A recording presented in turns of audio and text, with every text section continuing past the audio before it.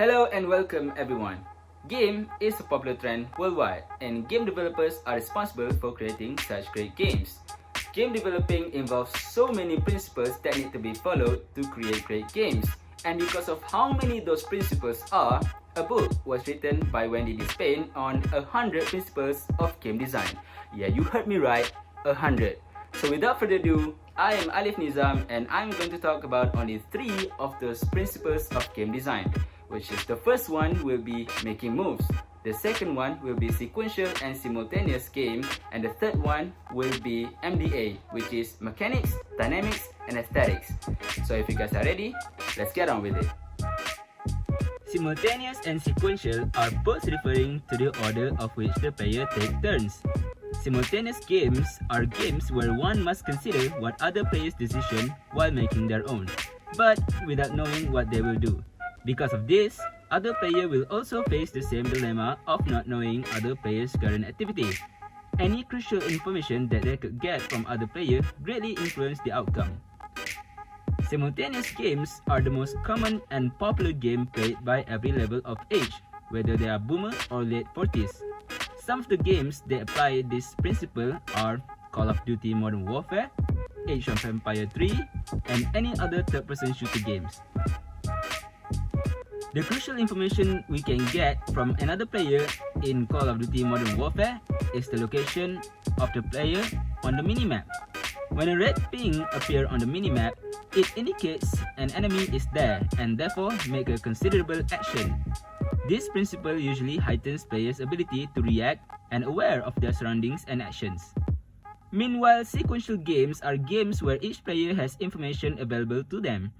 They can consider the action of other player and make reliable prediction about their next turn. Some examples of sequential games are chess, Civilization, and XCOM. Even though the player has all the information they need on another player, the game usually involves a complicated strategy to win. This principle pushes the player to think and trick other players to win. There are cases where sequential and simultaneous game exist in one game. Take rock, paper, and scissors for example. The player does not necessarily make the decision at the same time, but the outcomes are shown simultaneously. Prisoner's Dilemma is the most occurred event in simultaneous game, where players doubt their own decision. This dilemma can be solved with a Nash equilibrium, in which all players have a single best choice and will not do better by changing their strategy based on a common knowledge of the possible outcomes of all choices. For example, in a Battle Royale game where players spawn and each be given a care package, they won't do any better than taking the care package and start looting for other equipments. If they do not follow the initial strategy, then they will be at a great disadvantage.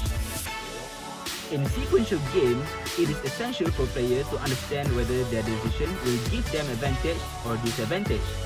A sequential game can be played using a reverse planning called rational self-interest. This is actually another principle of game design, and I won't be covering that topic. If you are interested to know, you can check it in its book of 100 Principles of Game Design.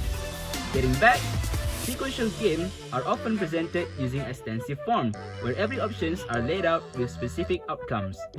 A backward induction can also be done on a player to determine their next eventual outcome. Moving on, we have our second principle, which is MDA. Mechanics, Dynamics, and Aesthetics. These are pretty simple principles, which by the title already tells its purpose. The mechanics of a game are the rules of the system. A game of chess has a set of rules that are mandatory and cannot be changed. A game of Monopoly lets the player roll the dice but cannot revert their actions. These are the mechanics of the game. Dynamics are the variables that react with the player and the rules of the game. It explains the effects when the mechanics are applied. Taking for example, in a time attack game, when the time runs out, it can either eliminate the player or stop the game immediately. These responses are the one known as dynamics of the game. Last but not least are aesthetics. Aesthetics are the emotional output that it conflicts to the player. These are usually due to its dynamics. It can either be challenge, fear, tension, fantasy, social interaction, and exploration. The third and final principle that I will be covering is memory versus skills. Memory games and skills games are both exciting, but if the game is not properly planned, both could easily make players stay away from it. For memory games, it is a game that contains elements of trial and error, memory recognition, reflexes, and knowledge of game itself. This can be seen with card games and Rubik's Cube. This kind of games practices players' memory. If the player already memorizes the steps and strategy to win, it can quickly bore the player from thereafter. To solve this problem, randomization of mechanics, story, and outcomes can keep the players engaged. For skill games, it is a game that contains the element of physical or mental strength and conditioning in order to progress through them. Games that require skills are very popular and usually make it to the grand tournament that produces so-called pro players and so on. One of the examples is Dota 2. Dota 2 is a game that comprises of a lot of playable heroes with different skill sets.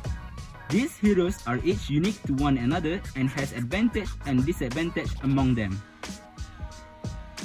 Player will use the heroes in order for them to climb through the ranks. This kind of game will tend to frustrate players if they did not have the required skills and strategy to earn their desired target. So, game designers need to provide tips and special in-game mechanics in order to ease the effort of reaching the target. That is all from me. I hope you learn a thing or two about these principles. Thank you for listening and have a great time.